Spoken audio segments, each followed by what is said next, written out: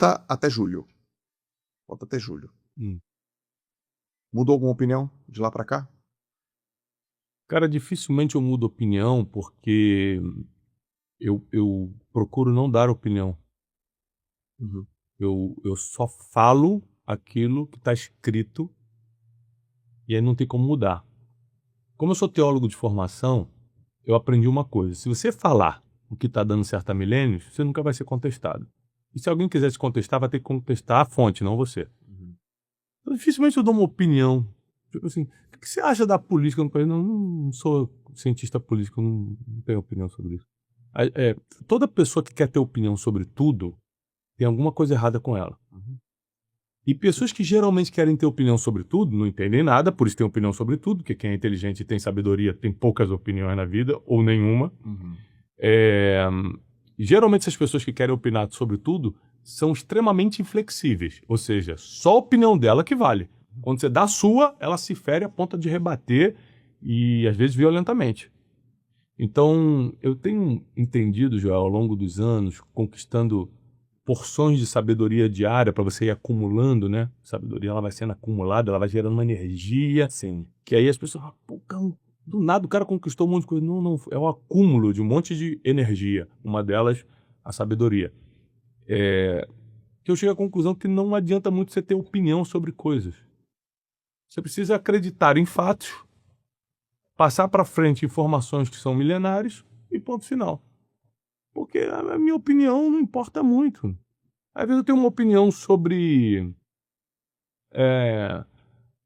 um esporte e eu subo minha opinião agora, seja qual esporte for, vai ter 10 mil comentários me batendo porque as pessoas têm opiniões diferentes. Exato. Pra que eu vou ficar discutindo opinião? Se opinião não é fato. Não tem fonte científica, não tem, é só o que eu acho. Eu vou ficar discutindo o que eu acho. Vou ficar discutindo o que você acha. Que é outra ignorância que as pessoas têm. Entrar no perfil dos outros para ficar discutindo a opinião dos outros. Eu não tenho tempo para isso. É perda de tempo. Muita perda de tempo. Mas é que a gente tá vivendo uma crise de inteligência muito grande. As pessoas, elas partiram para um nível de... Eu não gosto de usar a palavra emburrecimento, porque às vezes desmerece alguém, mas as pessoas estão partindo para o nível de não desenvolver mais a inteligência. Vem através da leitura, da convivência com pessoas mais inteligentes que afiam sua inteligência, de ver documentários, ler biografias, leituras difíceis que para você custa muito, aí que você tem que ler mesmo para poder puxar, esticar a inteligência. As pessoas estão abrindo mão disso, boa parte por causa das redes sociais. As redes sociais trouxeram uma dependência de dopamina, que a pessoa prefere ficar o dia todo aqui, só jogando tempo fora aqui, vendo coisas passivamente, deixando o algoritmo te entregar tudo, e você não precisava de nada daquilo. Aí você só fica mais triste, mais depressivo, se comparando com todo mundo, um monte de informação que traz obesidade mental e não te serve para nada, e conhecimento que é bom, inteligência e sabedoria, você não está conseguindo conquistar ou desenvolver. Então a gente está numa geração perigosa, apesar do ser humano sempre, o ser humano é igual desde sempre. O ser humano está muito mal na nossa geração. Não, o ser humano sempre foi mal. Sempre foi assim. Você pega Gênesis capítulo 1... Mal de maldade. Mal de maldade. Sempre foi. Gênesis, criação do mundo. De Gênesis 1 a Gênesis 6, já aparece a maioria das maldades do mundo. Inveja, sentença desproporcional. O que é sentença desproporcional? Você derramou esse copo, o João tem que morrer, eu nunca gostei dele, olha lá, derramando o copo. O cara quer que você morra da mesma forma que ele quer que um bandido que cometeu um crime morra. Ou seja, um crime ou um copo derramado, a sentença é a mesma. Esse cara tem que morrer, pô. Ficou desse cara. Essa sentença desproporcional. Isso está na Bíblia desde Gênesis, lá, Caim e Abel, filhos de Adão e Eva. Ou seja, segunda geração de humanos, Caim mata Abel, porque Abel dá uma oferta a Deus melhor do que ele. Abel não fez maldade contra ele, Abel não falou mal dele, Abel não implicou com ele, não fez nada. Sentença desproporcional. Foi lá e matou o garoto. Então, inveja aparece desde sempre, ciúme, competição, cobiça, tá tudo ali em Gênesis. Para você ter uma ideia, o ser humano sempre foi mal, a teoria é teológica, porque O mundo começa em Gênesis 1, em Gênesis 6, Deus destrói o mundo, que é a famosa história da Arca de Noé, um dilúvio. Então, quanto tempo durou o ser humano, largado às suas próprias vontades e desejos? 6 capítulos. 6 capítulos a gente conseguiu se autodestruir. Então, o ser humano sempre foi mal. Aí Aristóteles já dizia que o ser humano que não é educado beira o animal selvagem.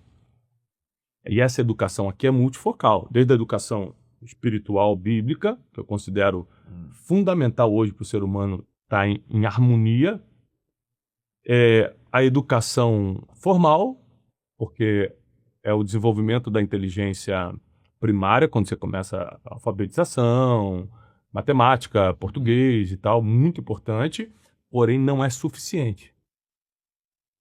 Porque na escola você não aprendeu o que você vai usar no dia a dia. Você não usa tabela periódica todo dia. Você não fez uma conta de raiz quadrada hoje antes de sair de casa. Mas você aprendeu isso na escola. Agora, lidar com pessoas é todo dia, lidar com a própria emoção é todo dia, lidar com dinheiro, seja muito, seja pouco, é todo dia.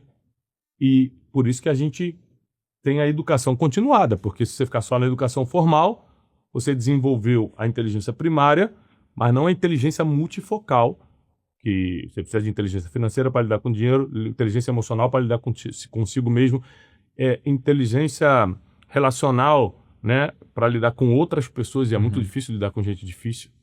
Lidar com gente fácil, gente amorosa, é mais fácil. Lidar com gente difícil. Você precisa de múltiplas inteligências. Então, até quando a gente fundou o Instituto Destiny, você está falando quando eu quebrei, né, eu recomecei de 2014 para 2015 com o Instituto Destiny, focado no seguinte: como é que eu faço para as pessoas não sofrerem o que eu sofri? Elas vão ter que aprender o que eu não sabia. E aí eu fundei um Instituto de Educação Multifocal. Ou seja, você precisa aprender emoções, você precisa aprender a lidar com dinheiro, você precisa aprender a criar filho, a lidar com relacionamentos, com casal, com casamento. Você precisa dominar princípios milenários. Por exemplo, a gente só consegue manter o relacionamento que a gente mantém, de amizade e tal, porque ambos praticamos os mesmos princípios. Vamos falar de um princípio milenar aqui, que é o princípio da verdade. Eu minto 1, 2 vezes para você, acabou a nossa amizade. Então a gente só é amigo porque a gente partilha dos mesmos princípios milenários. Sim. Entendeu? E muita gente sonha em fazer algo relevante na vida, mas não entende o que é necessário ser feito para isso acontecer. Né? Às vezes é um playbook ali, cara. Segue isso aqui, ó. Cumpre os princípios. Casamento é assim. Quem fez curso de casamento para casar? Ninguém. Me apaixonei e vou casar. E começam os problemas. Quem fez curso de criação de filho para casar? Ninguém. Sai tendo filho. E é o desafio que é criar filho. E quando chega na adolescência, eu estou com 2 na adolescência e 2 pequenos. Então, ninguém te preparou para a vida. Às vezes, nem mesmo seus pais que te amavam, né, tiveram estrutura de conhecimento. Tinham suas limitações para te ensinar a vida toda. Às vezes, te ensinou uma coisa ou outra, lógico. Então, quando a gente começa o Instituto Destiny e também escrever os livros que a gente escreveu, é focado em oferecer para o ser humano aquilo que ele não vai aprender em nenhum outro lugar. Provavelmente não aprendeu na família, com certeza não aprendeu na escola, então a gente está aqui posicionado para poder ajudá-los a entender e praticar os princípios para ter uma vida mais leve. Não dá para levar uma vida fácil, não dá, na Terra não. No mundo teremos aflições, é uma profecia bíblica, não tem como. Mas dá para levar uma vida mais leve enquanto a eternidade não chega. A eternidade vai chegar para todo mundo, independentemente da tua fé, da tua crença, do que você acredita. Você vai morrer de qualquer jeito, né? Sendo católico, sendo budista, sendo islâmico, não importa a tua religião, todo mundo vai morrer. Então a eternidade vai chegar. Seja ela a finitude, no sentido que o ateu acredita, nós somos matéria, vamos voltar a ser matéria. Acabou. Morreu, acabou tudo, acabou a consciência, tal. Ou a pessoa, por exemplo, que já tem a filosofia cristã, tem céu e inferno, eu vou passar pelo juízo final, que é uma coisa que eu falo nesse livro novo que a gente vai discutir. Aliás, uma coisa interessante é que, por coincidência, toda vez que eu estou a ponto de lançar um livro, você me chama para podcast. Né? Princípios foi assim? Princípios Milenares foi assim. Lá no Clube do Livro foi o Ganhe o Mundo Sem Perder a Alma. É verdade. E agora nesse podcast, O Jogo da Vida. O Jogo da Vida. Que é o livro que sai mês que vem. E a gente nunca combinou, cara. A gente nunca se ligou e falou, tô lançando um livro, vamos fazer um podcast. Nunca. É sempre assim. E eu tava pensando, cara, tem que ir lá no Joel, porque vai sair o livro Jogo da Vida. Passa 2 dias, chega uma mensagem, vamos fazer o podcast. Eu falei, É pra ser. é pra ser mesmo. Né? E as pessoas às vezes acham que tem assim um mega plano estruturado, né? Cara, tem vontade de conversar, cara, contigo. Essa é a minha vontade. Deixa eu Bom, bater papo com o Brunet. Eu gosto muito de conversar contigo também. Pô, é muito bom. Bom tá aqui. Ô, Brunet. Tá, então você não mudou de opinião, entendi. Você já me falou isso também, você segue o que tá na doutrina, você sabe o que tá no princípio, que tá no livro, e você segue ipsilitri, né? Você segue by the book. Você mudar uma vírgula, né? Eu sigo o que tá escrito, e se por acaso, como já aconteceu algumas vezes durante a minha vida, de eu me desviar daquilo que tá escrito, cometer algo que é condenável, aí eu uso a própria escritura para resolver. O que ela diz, né? E aí o que ela fala? Reconhece rápido que errou. Pede perdão, se arrepende e não volta a fazer. Então, por exemplo, se eu quebrar qualquer princípio, como já aconteceu, eu sou ser humano, ninguém é perfeito. Sim. Sei lá, mentir pra você, cara. Aí eu tenho que te ligar. Passar pela vergonha do... Cara, aquilo que eu te falei, cara, não é isso. Desculpa. Porque é diferente você mentir e ser um mentiroso. A Bíblia faz diferença dessas pessoas. Você cometer pecado e viver no pecado. É uma diferença muito grande. Então, Deus, ele perdoa os pecados, principalmente, aliás, somente os que você se arrependeu e abandonou, mas ele condena a vida pecaminosa. As pessoas confundem isso. Sim. Né?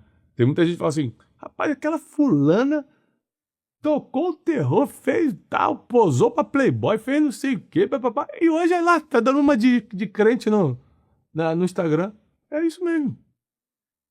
É isso mesmo, a pessoa viveu a vida que quis, um dia encontrou a verdade, falou, agora eu vou viver uma vida diferente. E João 4, o Evangelho de João, capítulo 4, nem sei por que a gente tá entrando nesse assunto. É porque essa é a tua vida. É pra entrar, às vezes é pra alguém que tá precisando em casa. João capítulo 4, Jesus encontra com uma mulher pecadora no poço, em Samaria. Você imagina que a gente está falando de 2000 anos atrás. Essa mulher toda espiritualizada, vários conceitos religiosos. Ela fala para Jesus assim, você é maior do que o nosso pai Jacó, ou seja, está se fazendo filha de Jacó, os patriarcas de Israel, né? Abraão, Isaac, Jacó. Para falar que vai tirar água e essa água vai ser água viva, que Jesus falou, se você me der um copo de água, eu te dou água viva. Uhum. Aí depois, quando Jesus começa a conversar com ela, ela fala o seguinte, olha, nossos pais adoravam nesse monte, mas vocês judeus, que Samaria não se dava com judeus, né? Era uma outra região, dizem que tem que adorar lá em Jerusalém, e a gente também está esperando o Messias. A mulher tinha todo o conceito religioso, estava dentro dessa estrutura, só que há 2000 anos ela tinha tido 5 maridos e o 6º que ela estava agora não era dela. Se hoje em 2026 está tudo liberado, já seria meio escandaloso isso, você imagina há 2000 anos no Oriente Médio. E aí Jesus fala assim para ela, chama lá teu marido. Ela falou assim, eu não tenho marido. Ele falou, bem disseste, porque 5 já tiveste, e o que você está agora não é teu. Ou seja, é marido de outra.